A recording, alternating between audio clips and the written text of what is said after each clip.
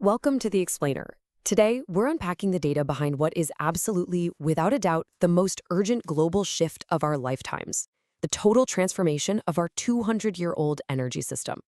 I mean, think about it. It's kind of wild that we're still running a modern, hyper-connected civilization on core technology from the 1800s, but we are standing right at the edge of a radically clean energy future. So let's jump right into the source material and see exactly how we get there. Okay, let's dive into this. Right now, a massive 82% of our global energy relies entirely on fossil fuels. 82%. That means almost everything we do every single day is powered by finite resources. And the hard data shows us that this overwhelming reliance is actively destroying the planet, all while running on a guaranteed expiration date. But this leads us to a really powerful question. What if we could replace it all today? What if that 82% didn't actually have to be fossil fuels? The most mind-blowing fact we're going to cover in this explainer is that this isn't some distant science fiction. The technology to replace this entire pie chart, it literally exists right now. Part 1. The fossil fuel failure. 50. That is the exact number of years we have left for oil. Let that sink in. At our current global consumption rates, all our known oil reserves are going to be completely depleted in just half a century. 130. That's how many years we have left before coal runs out completely. You see, these aren't infinite resources we can just keep pulling from the ground forever. They have a hard, unmoving expiration date, and that date is approaching fast. 7 million? Now, this is perhaps the most devastating number of all. 7 million people die every single year from this. We're talking about deaths directly linked to the air pollution from burning coal and oil. Respiratory diseases, heart attacks, cancer, all directly caused by breathing in fossil fuel pollution. The human health cost here is just absolutely staggering. And then, of course, there's the climate cost. Burning these fuels traps heat, and we've already watched global temperatures rise by 1.1 degrees Celsius since the Industrial Revolution started. Glaciers are melting, sea levels are creeping up, and our weather patterns are becoming dangerously extreme. The scientific consensus?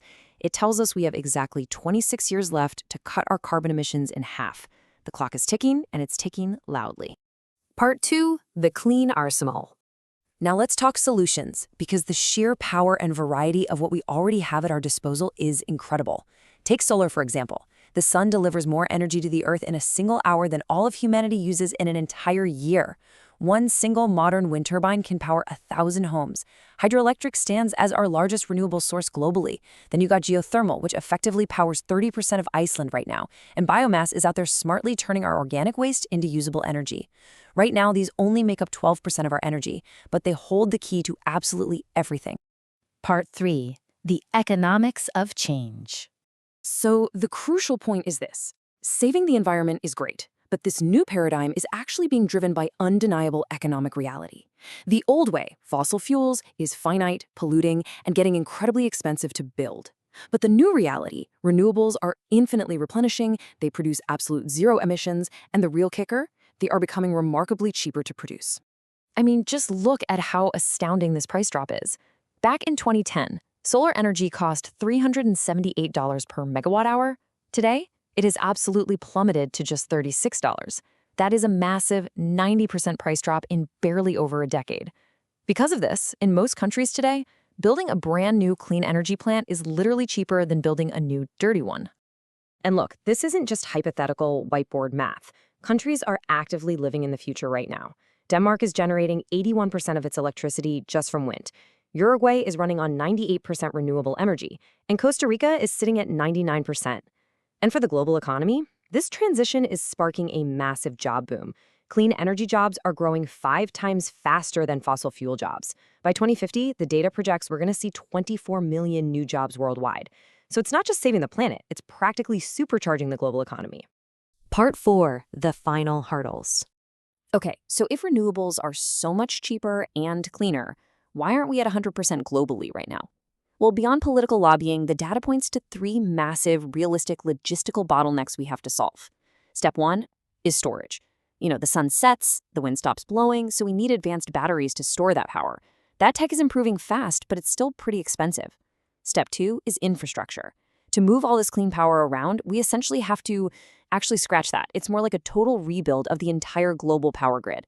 It's a massive, time-consuming project. And step 3 is space. Wind and solar farms take up physical land, which means we have to get really smart about using rooftops, deserts, and unused offshore areas. Part 5, the inevitable future. But here is the good news. Despite those hurdles, the projections show a really rapid acceleration.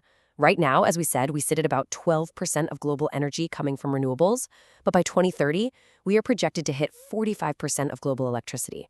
And by 2050, we'll be at a staggering 90%, with solar becoming the single largest source of electricity worldwide. The renewable revolution is completely unstoppable at this point. We're seeing aggressive moves across the board. The EU plans to be totally carbon neutral by 2050. China is currently building more renewable capacity than any other nation, and the US is investing billions to catch up. But hey, this massive macro-level shift also comes down to the micro level. It comes down to us. Individual actions actually do accelerate this transition. The data highlights 3 things you can do right now to help move the needle. Install rooftop solar panels if you have the means, shift to an electric vehicle for your next car, and actively choose renewable energy providers for your home's power. Every single choice pushes the global market forward. There's a quote from the source material that just hits the nail on the head, perfectly summarizing the whole shebang. The future of energy isn't coal, oil, or gas. It's sun, wind, and water. That future is cleaner, it's definitively cheaper, and it is arriving significantly faster than anyone expected. So I'll leave you with this final thought. The technology is here. The economics make absolute sense. The only thing holding us back right now is speed. The question isn't whether we're going to make the switch to a fully renewable world, it's when. And looking at the data, it's clear.